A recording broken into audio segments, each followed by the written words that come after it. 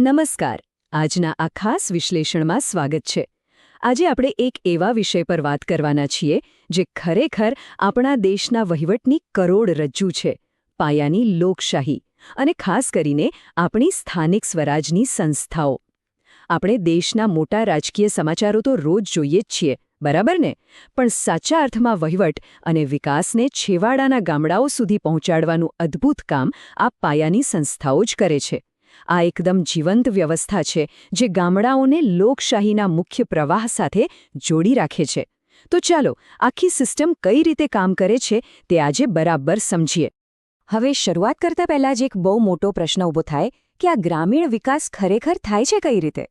મોટાભાગે રાજધાનીઓમાં બેસીને કરોડોના બજેટ અને મોટી યોજનાઓ બની તો જાય છે, પણ જ્યાં હજુ પાકા રસ્તા પણ નથી પહોંચ્યા ત્યાં આ યોજનાઓનું વાસ્તવિક અમલીકરણ કેવી રીતે થાય છે? તો એનો સીધો અને સચોટ જવાબ છે આપણું સ્થાનિક સુશાસનનું માળખું. કાગળ પરની વિકાસ યોજનાઓને જમીન પર ઉતારવા માટે આ વ્યવસ્થા સમજવી જ રહી. તો ચાલો સીધા જ તેમાં ઉતરીએ.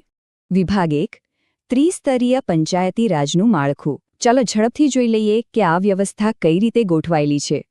જુઓ, ભારતમાં પંચાયતી રાજનું આખું માળખું એક સરસ મજાના પિરામિડ જેવું છે, જે 3 સ્પષ્ટ પગથિયામાં વહેંચાયેલું છે.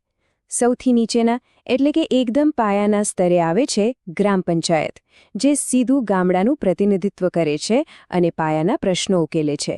ત્યારબાદ વચ્ચેના અને સૌથી અગત્યના જોડાણ તરીકે આવે છે તાલુકા પંચાયત, અને સૌથી ઉપરના સ્તરે છે જિલ્લા પંચાયત. આ પિરામિડ જેવી રચના એટલે બનાવવામાં આવી છે જેથી વહીવટ અને લોકશાહીનો પાયો એકદમ જમીન સ્તરથી જ મજબૂત રહે. કોઈ નાનો એવો પ્રશ્ન હોય તો છેક ઉપર સુધી જવાની જરૂર નથી. આ ક્રમિક વ્યવસ્થા દ્વારા જ એનો ઝડપથી ઉકેલ આવી જાય છે. વિભાગ 2, તાલુકા પંચાયત, એક અત્યંત મહત્વની કડી. હવે તાલુકા પંચાયત ખરેખર એક એવા બ્રિજ કે સેતુ તરીકે કામ કરે છે જે 2 અલગ અલગ સ્તરોને જોડે છે. કઈ રીતે? તો એક તરફ છે આપણી ગ્રામ પંચાયત, જેને ગામડાના લોકોના સીધા પ્રશ્નો જેમ કે પાણી કે રસ્તાની જરૂરિયાતોની ખબર છે, અને બીજી તરફ છે જિલ્લા પંચાયત, જેની પાસે મોટું ભંડોળ અને મોટા આયોજનો છે. બસ આ બંને વચ્ચે સતત અને એકદમ સ્મૂધ કોઓર્ડિનેશન જાળવવાનું અગત્યનું કામ તાલુકા પંચાયત કરે છે. એ માહિતી અને સંસાધનોનું આદાન-પ્રદાન એટલું સરળ બનાવે છે કે વિકાસના કામ ક્યાંય પણ અટવાય નહીં. આ વહીવટી માળખું ખરેખર કેટલું વિશાળ હશે? જરા આ આંકડા પર નજર કરો. 248. જી હા, અત્યારે માત્ર ગુજરાતમાં જ કુલ 248 તાલુકા પંચાયતો કાર્યરત છે. હવે જરા કલ્પના કરો કે આ 248 કેન્દ્રો દ્વારા રાજ્યના હજારો ગામડાઓને એક સમાન વહીવટી છત નીચે લાવી દેવાયા છે. આ આંકડો જ બતાવે છે કે રાજ્યનો કોઈ પણ ખૂણો, ભલે ને એ સાવ છેવાડાનું ગામડું કેમ ન હોય, એ વહીવટી પહોંચ અને વિકાસથી વંચિત નથી રહેતો. છે ને અદ્ભુત? વિભાગ 3, ચૂંટણી અને વહીવટ, મતલબ કે એનું આંતરિક વ્યવસ્થાપન કેવી રીતે ચાલે છે તે જોઈએ. અહીં આ વ્યવસ્થાનું લોકતાંત્રિક એન્જિન માત્ર એક જ આંકડા પર ચાલે છે, અને એ છે 5. આ આખા માળખામાં જનતા દ્વારા સીધા જ ચૂંટાયેલા પ્રતિનિધિઓ બરાબર 5 વર્ષ સુધી કામ કરે છે. અને આ 5 વર્ષનો સમયગાળો બહુ જ મહત્વનો છે. કેમ? કારણ કે તે જવાબદારી નક્કી કરે છે.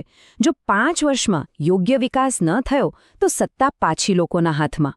આ ચોક્કસ ટાઈમલાઈન છે ને, તે જ લોકશાહી પ્રક્રિયાને એકદમ જીવંત રાખે છે અને પ્રતિનિધિઓને સતત લોકો માટે કામ કરવા પ્રેરિત કરે છે. હવે ચૂંટાયેલા સભ્યો તો આવી ગયા, પણ રોજબરોજનું કામ કોણ સંભાળશે? અહીં એન્ટ્રી થાય છે TDO એટલે કે તાલુકા વિકાસ અધિકારીની. આ એવા સરકારી અધિકારી છે જે તાલુકા પંચાયતનો આખો વહીવટી અને એડમિનિસ્ટ્રેટિવ કાર્યભાર સંભાળે છે. પ્રતિનિધિઓ લોકોના પ્રશ્નો અને નવી યોજનાઓના આઈડિયા લઈને આવે છે, પણ બજેટ ક્યાં ફાળવવું, સરકારી નિયમોનું પાલન કઈ રીતે કરાવવું અને પેપરવર્ક પૂરું કરીને યોજનાઓને ખરેખર વાસ્તવિક સ્વરૂપ કઈ રીતે આપવું, આ બધી જ મહેનત અને જવાબદારી આ અધિકારીના શિરે હોય છે. અને એકદમ સરળ ભાષામાં કહીએ તો લોકશાહી અને વહીવટ એ એક જ રથના 2 પૈડા સમાન છે. એક બાજુ જુઓ, ચૂંટાયેલા પ્રતિનિધિઓ છે જે 5 વર્ષ માટે સીધા લોકો દ્વારા ચૂંટાયા છે, જે લોકોની ઈચ્છાશક્તિનું પ્રતિનિધિત્વ કરે છે.